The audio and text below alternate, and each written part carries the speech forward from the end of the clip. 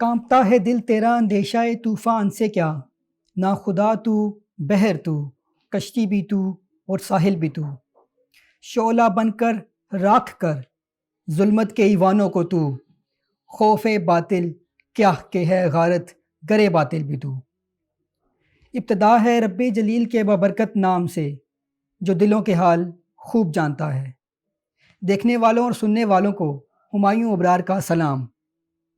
ناظرین، آپ دیکھ رہے ہیں پروگرام روشنی کے مینار۔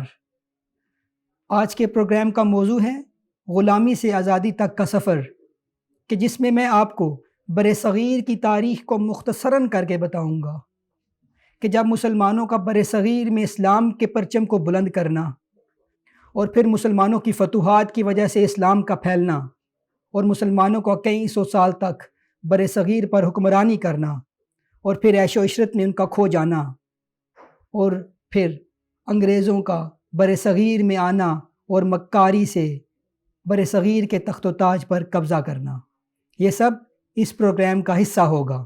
برصغیر میں اسلام کے پرچم کو سربلند کرنے کا فریضہ محمد بن قاسم کو جاتا ہے۔ اسلام کی بیٹی کی آواز پر لبیک کہنے والا محمد بن قاسم 17 سال کی عمر میں 712 میں برصغیر پاک و ہند میں داخل ہوا اور اپنے سے کئی گنا بڑی فوج اور وہاں کے حکمران راجہ داہر کو شکست دے کر اسلام کے پرچم کو سربلند کیا اور سندھ کو باب الاسلام بنا ڈالا۔ غلامی سے آزادی اور آزادی سے غلامی کے سفر پر اگر بات کی جائے تو اس کا آغاز محمد بن قاسم 17 سالہ نوجوان کے دیبل کے حملے سے ہوگا، جس نے حجاج بن یوسف کے کہنے پر اپنی بہن کی پکار پر لبیک کہتے ہوئے دیبل پر حملہ کیا، اور یہ دیبل پر حملہ برصغیر میں اسلام کو روشناس کرانے کا باعث بنا۔ محمد بن قاسم کئی سالوں تک فتوحات کرتا چلا گیا اور اسلام کے پرچم کو سر بلند کیے ہوئے اسلامی تعلیمات کو وہاں پھیلاتا گیا۔ ہر لہجہ ہے مومن کی نئی آن نئی شان، گفتار و کردار میں اللہ کی برہان۔ محمود غزنوی غزنی کے پہاڑوں میں سے باطل کے لیے آندھی و طوفان بھر کر اس پر پے در پے 17 حملے کیے، سومنات کے مندر کو ڈھا کر اسلام کے پرچم کو سر بلند کیا۔ کافر ہے تو شمشیر پہ کرتا ہے بھروسہ، مومن ہے تو بے تیغ بھی لڑتا ہے سپاہی۔ اسی شان و شوکت کے ساتھ برصغیر میں مسلمانوں نے کئی سو سالوں تک حکومت کی۔ مغلیہ سلطنت کا بانی ظہیر الدین بابر برصغیر میں داخل ہوا اور اپنی حکومت قائم کی۔ مغلیہ سلطنت کے دور حکومت میں انگریز ایسٹ انڈیا کمپنی کی بنیاد ڈال کر برصغیر میں اپنے پنجے گاڑنے میں مصروف ہو گئے۔ 712 عیسوی میں آزادی کے جس سفر کا آغاز ہوا تھا، یہ لگ بھگ 1145 سال تک برصغیر کے اندر قائم و دائم رہا۔ اس میں مسلمانوں کی کئی حکومتیں بنیں اور ختم ہو گئیں، اور بالآخر اس آزادی کے سفر کا اختتام بہادر شاہ ظفر کی گرفتاری اور انگریزوں کے مکمل غلبے پر ہوا۔ اسی اثناء میں میسور کا شیر ٹیپو سلطان اٹھا جو مسلمانوں کی واحد امید تھا۔ اس نے دشمن کو پے در پے شکستوں سے دوچار کیا، مگر افسوس 1799 کی غمگین شام سرنگا پٹم کے قلعے کو انگریزی فوج نے گھیرے میں لے لیا۔ ٹیپو کے مشیر اسے اپنی مٹی سے فرار ہونے کا مشورہ دے رہے ہیں، ماں سوائے فرار کے اور کوئی راستہ نظر نہیں آ رہا، لیکن دنیا نے دیکھا کہ وہ بطل حریت اور بطل جلیل کٹ گیا اور اپنی مٹی پر گر گیا۔ آزادی کے اس سفر کو غلامی میں بدلنے کی وجوہات پر بات کی جائے تو سب سے پہلی بات جو ہمارے سامنے آتی ہے وہ اس وقت کے حکمران، ان کے اندر جو اسلام کا نظام حیات تھا اور اسلامی اقدار تھیں، ان کو انہوں نے چھوڑ دیا۔ اس کا نتیجہ یہ نکلا کہ مسلمان برصغیر کے اندر کمزور ہوتے گئے۔ اس کے بعد دوسری وجہ پر اگر غور کیا جائے، جو میں سمجھتا ہوں سب سے بنیادی وجہ ہے کہ برصغیر کے اندر جو حکمران تھے، جو حکمران بھی بنتا وہ بزور قوت اقتدار پہ قبضہ کرتا۔ انتقال اقتدار کا وہاں پہ کوئی اصول نہیں تھا، اور مسلمانوں کی حصول اقتدار کے لیے باہمی لڑائیاں مسلمانوں کو مضبوط کرنے کی بجائے کمزور کرنے کا سبب بنی۔ ٹیپو سلطان مسلمانوں کی ایک امید بن کر کھڑا ہوا تھا، مگر میر جعفر اور میر صادق جیسے غداروں نے غداری کی جس کا انجام بھیانک ناک ہوا۔ انگریز مکمل طور پر بر صغیر پر قابض ہو گئے اور مسلمانوں پر قہر کی بجلیاں ٹوٹ پڑیں۔ مسلمان شمشیر و سنا کو بھول کر طاؤس و رباب میں کھو گئے۔ تاریخ گواہ ہے کہ جب کوئی قوم عیش و عشرت کا لبادہ اوڑھ لیتی ہے تو دوسری اقوام انہیں غلامی کی زنجیروں میں جکڑ لیتی ہیں۔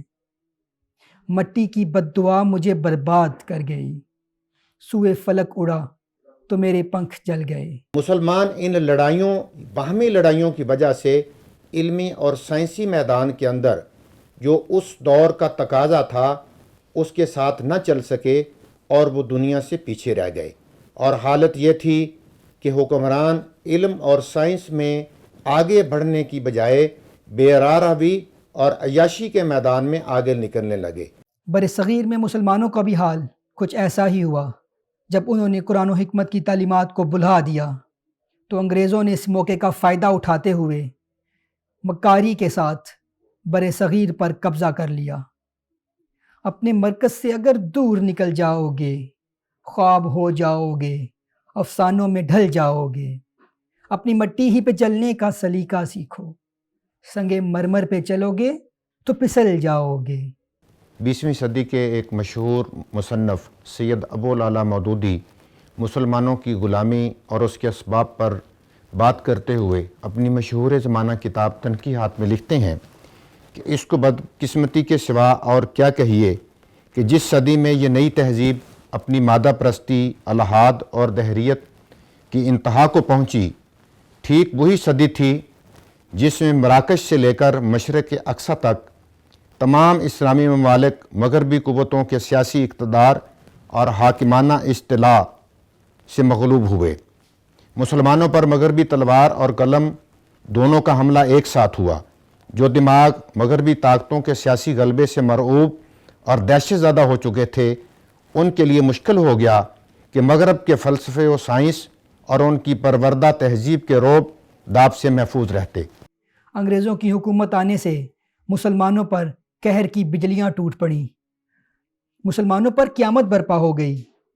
وہ مسلم جو کبھی بر صغیر پر راج کیا کرتے تھے، کبھی تخت و تاج کے مالک تھے، آج ان کا یہ حال ہو چکا تھا کہ غلامی کی زنجیروں میں جکڑے کسی رہبر کے منتظر تھے۔ مسلمانوں کی حکومتیں بر صغیر کے اندر کمزور ہوتی گئیں، اور ان کی کمزوری کا عالم یہ تھا کہ ایک طرف انگریز اور الحاد کے حامی سمندروں کے اندر بحری بیڑے بنا رہے تھے، تو دوسری طرف بر صغیر کے اندر اپنی بیویوں کے ناموں پہ ایسے ایسے مقبرے بنائے جاتے کہ جن کو دنیا کے 7 عجوبوں کے اندر شمار کیا جانے لگا، جس کی ایک مثال تاج محل آگرہ ہے۔ اس کا نتیجہ یہ نکلا کہ دشمن مضبوط ہوتا گیا اور مسلمان وہاں پہ کمزور ہوتے گئے۔ مزید اگر وجوہات پہ غور کیا جائے تو بر صغیر کے اندر انگریز اور ہندو کا گٹھ جوڑ اور ان کی چال بازیوں نے مسلمان حکومتوں کو مزید کمزور کیا، اور مسلمان ایک اچھی بہتر قیادت سے محروم ہوتے گئے، اور وہ بر صغیر کے اندر اسلامی حکومت کو سنبھال نہ پائے، اور بالآخر 1857 میں انگریز اور ہندو کے گٹھ جوڑ کے نتیجے میں یہاں سے مسلمانوں کی حکومت کا ہمیشہ کے لیے خاتمہ ہو گیا، اور ایسٹ انڈیا کمپنی نے ہندوؤں اور مقامی لوگوں کے گٹھ جوڑ سے یہاں پہ ایک مسلمانوں کے لیے غلامی کے ایک نئے دور کا آغاز کیا۔ سبب کچھ اور تیری تباہی کا جسے تو خود سمجھتا ہے، زوال بندائے مومن کا بے زری سے نہیں۔ ناظرین، آج کے پروگرام کا وقت ختم ہوتا ہے۔ اگلے ایپیسوڈ میں آپ کو ان روشنی کے میناروں کے بارے میں بتاؤں گا کہ جنہوں نے 2 قومی نظریہ دیا اور جو اس 2 قومی نظریے کو لے کر آگے چلے اور قیام پاکستان کا ظہور ہوا۔ تو دیکھتے رہیے روشنی کے مینار ہمایوں ابرار کے ساتھ۔ اللہ حافظ۔